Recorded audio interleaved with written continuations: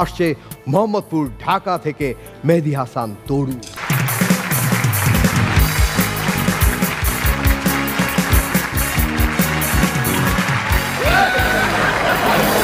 আস্তে আস্তে একদম আস্তে চিলেচিলি আসতে চিলেচিলি কি রাত এখানে কিসে এত মজা শুনলে? ও আচ্ছা এটা আসো হাঁসের মঞ্চে মজা হবে ভরপুর। ভাইয়ের বাসা মোহাম্মদপুর। বাইরে চোখে চা আনো, দুধ চিনি বেশি লিকার কম, কড়াঝুড়া করে 3 কাপ চা 5 কাপে আনো। চলো।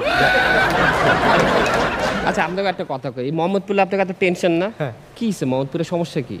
এত পেরেশান কে? মোহাম্মদপুর হচ্ছে সবচেয়ে শান্তির জায়গা। বিশ্বাস করেন? কি হয় মোহাম্মদপুরে? দিনে 15-20টা মনে করেন চিন্তাই, 5-7টা মারামারি, 1-2টা মার্ডার।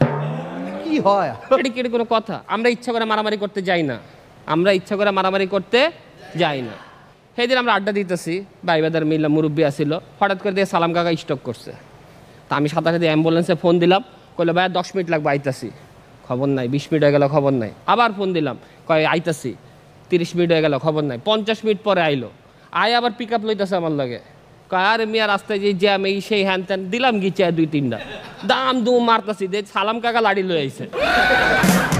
হ্যাঁ পিড়াইতেছে, পিড়াইতে পিড়াইতে সালাম কাকা স্টক করে বসে আবার।